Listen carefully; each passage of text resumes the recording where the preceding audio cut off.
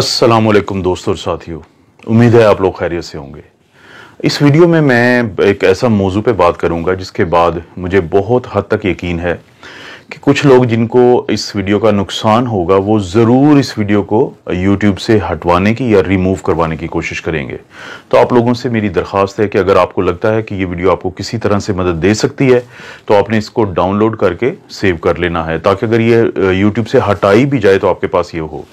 इस वीडियो में मैं बताऊंगा कि ये क्या वजह है कि ये जो पीसीआर टेस्ट है लोगों का बार बार पॉजिटिव आता है, चाहे वो अलामात से निकल आए हों और चाहे उनको काफ़ी दिन हो चुके हों और महीने से ज़्यादा हो चुका हो, लेकिन उनका पीसीआर का टेस्ट बार बार पॉजिटिव आता है। और वो क्या एक ऐसी बात छुपाते हैं लैब वाले जिसके पता चलने से आपके अंदर का डर और खौफ ख़त्म हो सकता है। और इस बात को समझाने के लिए मैं सबसे पहले आपको व्हाइट बोर्ड पे कुछ चीज़ समझाता हूँ। जी दोस्तों, जिस बारे में मैं बात करना चाहता हूँ उसको समझने के लिए सबसे पहले ये स्ट्रक्चर को देखें। ये है कोरोना वायरस। इसकी ये जो बाहर रेड कलर की ये नज़र आ रही हैं, इसको हम कहते हैं स्पाइक प्रोटीन। और ये वही प्रोटीन है जिसकी मदद से ये वायरस हमारे जिस्म में दाखिल होता है। और ये है लिपिड की बाइलेयर, ये है इसकी होल जिसको आप कह सकते हैं, शेल कह सकते हैं। इसके अंदर है ये आरएनए, और ये वो आरएनए है कि जब ये इसकी मदद से हमारे सेल्स के साथ अटैच होता है और ये आरएनए हमारे जिस्म में चला जाता है, तो ये है वो आरएनए जो कि सबसे ज़्यादा तबाही करता है, जो हमारे जिस्म में जो भी प्रॉब्लम्स बनते हैं, और ख़ास तौर पे वो लोग जिनकी उम्र ज़्यादा है, जो इम्यूनो कॉम्प्रोमाइज्ड हैं, जिनको बाकी प्रॉब्लम्स है, उनके लिए ये है वो आरएनए जिसके अंदर सारी जो प्रॉब्लम्स होती हैं उनकी डिटेल्स इसके अंदर पहले ही मौजूद हैं। अब जैसे ही ये वायरस हमारे जिस्म में दाखिल होता है और हमला आवर होता है, तो हमारे जिस्म का इम्यून सिस्टम, जिसकी हम बहुत ज़्यादा बातें करते हैं, वो एक्टिवेट हो जाता है। ये हमारा दिफाई निज़ाम है, और ये इम्यून सिस्टम इस वायरस के मुकाबले में एक आर्मी तैयार करता है जिसको हम कहते हैं एंटीबॉडीज़। शुरू में वो पहले 10 दिन में एंटीबॉडी बनाता है जिसको हम कहते हैं आईजीएम, और 10 से 12 दिन के बाद वो बनाता है इम्यूनोग्लोबुलिन जी इस वायरस के खिलाफ। अब जैसे ही हमारा इम्यून सिस्टम, दिफाई निज़ाम एंटीबॉडीज़ बनाता है, इम्यूनोग्लोबुलिन एम और इम्यूनोग्लोबुलिन जी, वो हमला आवर होती हैं इस वायरस के ऊपर। अब वो फौरी तौर पर इस वायरस को तोड़ देती हैं इसके मुख्तलिफ हिस्सों में। अगर आप यहाँ पे गौर करें कि जैसे ही ये वायरस हमारे जिस्म में एंटर हुआ और इसने कोशिश की कि वो इस आरएनए को हमारे सेल में भेजे ताकि ये हमें नुकसान पहुंचा सके, तो फौरी तौर पे हमारा दिफाई निज़ाम इसके ऊपर हमलावर होता है और इसको मुख्तलिफ हिस्सों में तोड़ देता है। जैसे ये है इसका आरएनए जो ग्रीन कलर का है, ये ब्लैक कलर की इसकी लिपिड बाइलेयर है, उसको भी वो छोटे छोटे हिस्सों में तोड़ देता है। और इसकी स्पाइक जो प्रोटीन है जो वायरस ने इस्तेमाल की थी हमारे सेल के अंदर दाखिल होने के लिए, उनको भी अलहदा अलहदा कर देता है।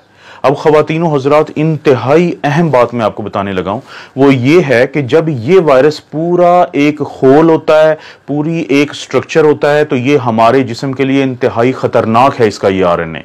लेकिन जब हमारा दिफाई निज़ाम इसको तोड़ देता है हिस्सों में, तो फिर ये बिल्कुल भी खतरनाक नहीं होता।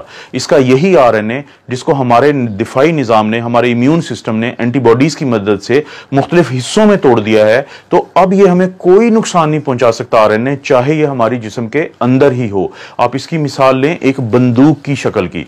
एक फ़र्ज़ करें कि एक बंदूक हो, वो किसी को भी फायर करके मार सकती है, लेकिन अगर आप उस बंदूक के मुख्तलिफ हिस्से आपस में अलहदा अलहदा कर दें तो बंदूक के वो हिस्से आपको किसी को कोई नुकसान नहीं पहुंचा सकते।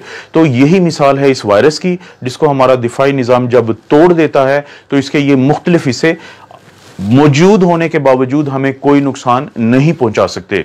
लेकिन यहां पे आता है लेबोरेटरीज का एक घिनौना किरदार, वो मैं आपको अब बताता हूं। जी दोस्तों, अब जब लेबोरेटरी वाले हमारा ये टेस्ट करते हैं जिसको हम कहते हैं आरटी-पीसीआर या reverse transcriptase polymerase chain reaction, जो वो हमारे नाक या गले से वो स्वैब लेते हैं या स्वाबिंग करते हैं, तो वो जो टेस्ट है वो ये दोनों जो आरएनए हैं, चाहे तो ये वायरस के अंदर मौजूद हो या टुकड़ों की शक्ल में पड़ा हो हमारे जिस्म में और नाक के हिस्से में या गले के हिस्से में, वो उन दोनों को पॉजिटिव बताता है, वो दोनों को डिटेक्टेड बताता है। इस सेल के इस टेस्ट के अंदर ये सलाहियत ही नहीं है कि वो फर्क कर सके कि ये खतरनाक शक्ल में मौजूद आरएनए है या ये वो आरएनए है जो पड़ा भी रहे अगर 2 महीने तो जिस्म को इसका कोई नुकसान नहीं है। वो दोनों की रिपोर्ट देता है पॉजिटिव, वो दोनों की रिपोर्ट देता है डिटेक्टेड।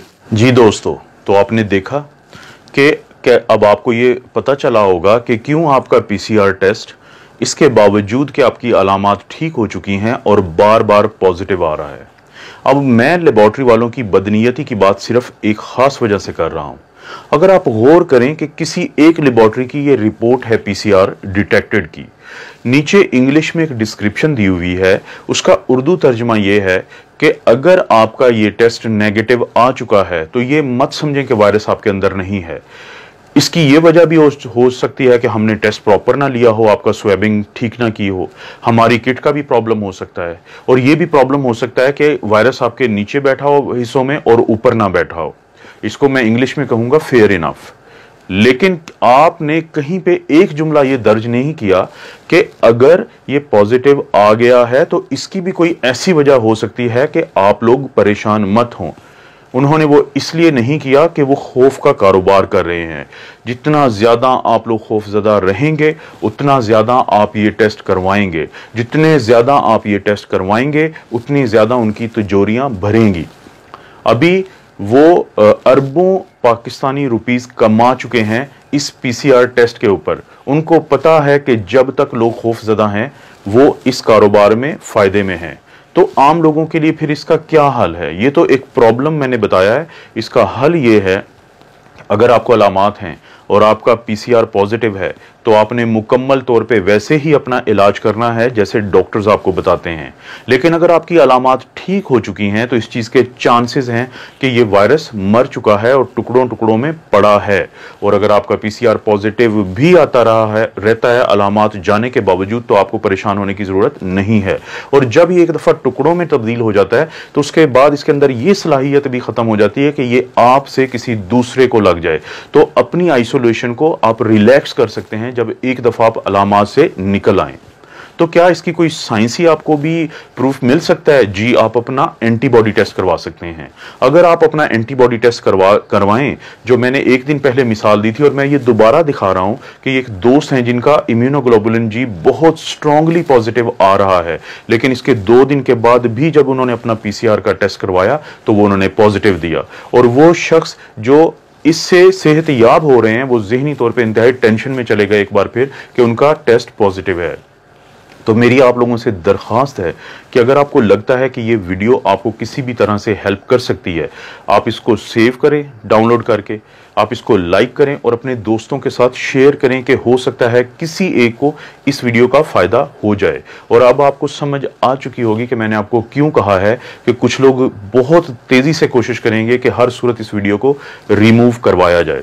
आप अपना और अपनी फैमिलीज़ का ख्याल रखें। अल्लाह ताला आपको और आपकी फैमिली को हर किस्म की आजमाइश, बुराई और बीमारी से बचाए।